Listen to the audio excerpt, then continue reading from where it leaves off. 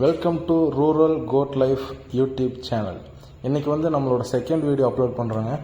First video பார்க்காதவங்க பார்த்துட்டு இதை பார்த்தாலும் ஓகே, பார்க்குறவங்களுக்கு இந்த வீடியோவில் நான் என்ன சொல்ல போகிறேன்னு புரியும். ஃபஸ்ட் வீடியோவில் என்ன பார்த்தோம்னா நம்ம ஆடுகளுக்கு எப்படி ஃபீடு வச்சோம் என்னன்ட்டு.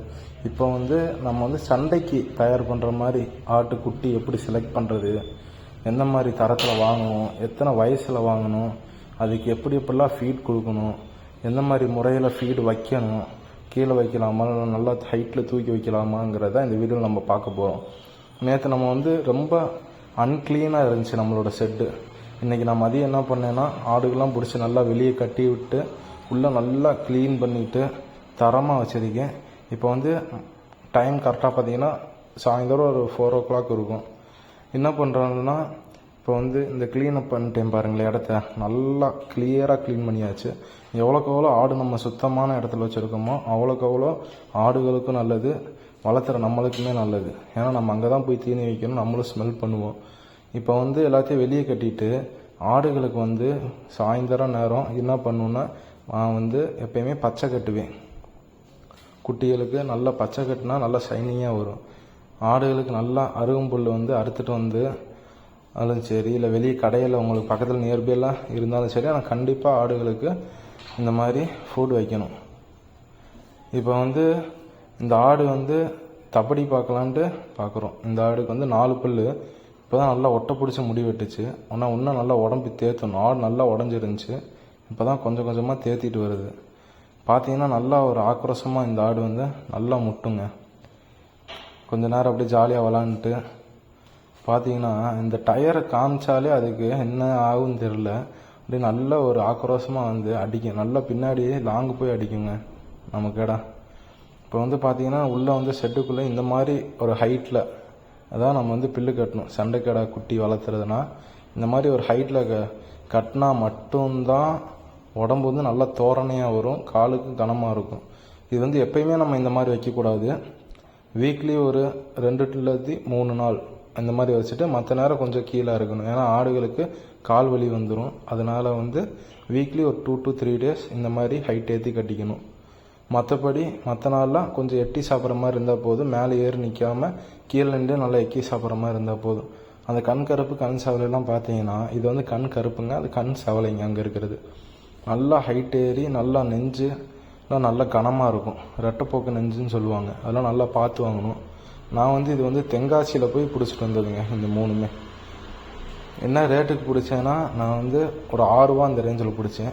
உங்களுக்கும் சண்டைக்கடா குட்டி நல்லா தேர்ந்தெடுத்து உங்களுக்கு வேணும்னா நான் செலக்ட் பண்ணி நான் உங்களுக்கு வாங்கி தரேன். என்ன ஸ்டேஜில் எப்படி என்னன்னு சொன்னீங்கன்னா நான் உங்களுக்கு கரெக்டாக அதுக்கு தகுந்தாப்படி நல்லா ஒரு ரெட்டைப்போக்கு நெஞ்சு, கால் கணம், ஆடோட நீளம், ஹைட்டு எல்லாமே பார்த்து வாங்கணுங்க. ஒரு சண்டைக்கடா குட்டி வாங்குறதுனாலும் ஒரு பக்ரீத்துக்கு ஒரு குட்டி வாங்கி வளர்த்துறதுனாலும் நல்ல ஒரு குட்டியாக பார்த்து செலக்ட் பண்ணி வாங்கணும். இந்த கிளைமேட் பார்த்திங்கன்னா இன்றைக்கி சரியான ஒரு கிளைமேட்டு. நம்ம எங்கே இருக்கோம்னா நம்ம பழனியில் தான் இருக்கோம். பழனி முருகன் டெம்பிள் கூட உங்களுக்கு தெரியும் இங்கேருந்து பார்த்தா. நல்ல ஒரு வியூவு. இன்றைக்கி ஒரு நல்ல கிளைமேட்டு. இன்றைக்கி நல்ல ஒரு ஹைட் ஏற்றி எல்லா குட்டிக்கும் இன்றைக்கி கட்டியாச்சு. அதே மாதிரி ஆடுகளுக்கு தீனி வைக்கிறதுக்கு ஒரு முன்னாடி என்ன பண்ணணும்னு கேட்டிங்கன்னா ஆடுகளுக்கு கண்டிப்பாக ஹைட்ரேட் பண்ணிக்கிட்டே இருக்கணும் ஆடை. இல்லாட்டி மயக்கடிச்சு விழுந்துடும், ஏதோ ஒன்று ஆடுக்கு ஒரு ப்ராப்ளம் ஆயிரும். அதனால் என்ன பண்ணணுன்னா கண்டிப்பாக வாட்ரு கட்டிடணும், வாட்ரு வச்சிடணும். எல்லாத்துக்கும் செப்பரேட்டாக எனி டைம் இருந்தாலும் ஓகே. இல்லாட்டி ஒரு நாளைக்கு 3 times ஆச்சும் ஆட்டுக்கு தண்ணி கம்பல்சரி வைக்கணும். தண்ணி வச்சா மட்டும்தான் ஆட்டுக்கு வெயிட் கெயின் ஆகும். எவ்வளோக்கு எவ்வளோ வாட்ரு கண்டென்ட்டு, லிக்விட் கண்டென்ட்டு நம்ம குட்டிகளுக்கு கொடுக்குறோமோ அவ்வளோக்கு எவ்வளோ வெயிட் கெயின் நம்ம எதிர்பார்க்கலாம். இந்த குட்டிலாம் பார்த்தீங்கன்னா நல்லா ரொம்ப குட்டியில் வாங்கினதுங்க. இப்போ பார்த்தீங்கன்னா ஓரளவுக்கு நல்லா தேர்ந்துருச்சு. பார்த்தீங்கன்னாலே உங்களுக்கு தெரியும் நல்ல ஒரு கலரு, நல்லா அந்த கால் சூழலாம் பிளாக் அடித்த மாதிரி வரும். நான் செலக்ட் பண்ணி வாங்கினது. இந்த செவலை மரம் பார்த்தீங்கன்னா சரியான ஒரு சூட்டிப்புங்க. இந்த சேரை நீங்கள் பீரோ வச்சாலே பீரோக்கு மேலே ஏறி கூட அந்த பில்லை சாப்பிட்ற அளவுக்கு இதுக்கு திறமை இருக்குது, அந்த அளவுக்கு. அதனால இதுக்கு கொஞ்சம் ஹைட்டு, இன்னும் கொஞ்சம் ஹைட்டு வச்சுருக்கேன். இதோட நெஞ்சுலாம் பார்த்தீங்கன்னா நல்லா நல்லா விரிஞ்ச நெஞ்சுங்க. நல்லா சண்டைக்கெல்லாம் சரியான தராங்க. வளர்த்து அந்த அளவுக்கு நம்ம ஃபீட் கொடுத்து வளர்த்தணும். அந்த அளவுக்கு நம்ம ஃபீட் கொடுத்து வளர்த்தினால் மட்டும்தான் சண்டைக்கு அது நிற்கும். அதேமாரி வாரம் நீச்சல் போடணும் ஆட்டுக்குட்டிக்கு. கண்டிப்பாக வாரத்தில் ஒரு நாள் நீச்சல் போடணும். இல்லை சளி பிடிக்கிற ஸ்டேஜ் இருந்தால் மாதத்துக்கு ஒருக்காவாச்சும் நீச்சல் போட்டே ஆகணும் குட்டிகளுக்கு. அதே மாதிரி நான் வந்து வாக்கிங் கூட்டு போகிறது இல்லை. ஏன்னு கேட்டிங்கன்னா நம்மளுக்கு வந்து அந்த மாதிரி ஒரு டைம் எனக்கு கிடைக்கிறதில்ல. அதனால் நான் அப்பப்போ என்ன பண்ணுவேன்னா ஈவினிங் டைம் வந்து மொட்டை மாடியிலே கொஞ்சம் நடக்க விட்டு கூட்டு வந்து திருப்பி செட்டில் கட்டிடுவேன். ஆனால் கண்டிப்பாக ஆடுக்கு நடைப்பயிற்சி கொடுக்கணும், நீச்சல் பயிற்சி கொடுக்கணும். குட்டியிலேருந்தே கொஞ்சம் கொஞ்சமாக தேர்ந்தெடுத்து சண்டைக்கு வரணும். சண்டைக்கு ஃபஸ்ட்டு மெயின் விஷயம் என்னென்னா ஆடோட தலை செட்டு பார்க்கணும். நல்லா அந்த கொம்புக்கு மேலே தலை செட்டு வரணுங்க. நெக்ஸ்ட்டு நெஞ்செலாம் நல்லா வந்து தொட்டு பார்த்தாலே உங்களுக்கு தெரியும், நல்லா விரிஞ்ச நெஞ்சாக இருக்கும், கால் கனம் இருக்கணும். அதே மாதிரி ஆடுக்கு வந்து அந்த மூச்சு ப்ராப்ளம் இல்லாமல் இருக்கணும்னா ஆடுக்கு கண்டிப்பாக ஒரு 5 மூட்டு 10 மூட்டுக்கே நல்லா மூச்சு வாங்கிடும் ஆட்டுக்கு. அதனால் என்ன பண்ணோம், அதுக்கு தான் மெயினாக நம்ம நீச்சல் கொடுக்குறது. நீச்சல் ரொம்ப நேரம்லாம் இல்லைங்க, ஜஸ்ட்டு 10 to 15 minutes நீச்சல் போட்டால் மட்டும் போதும்.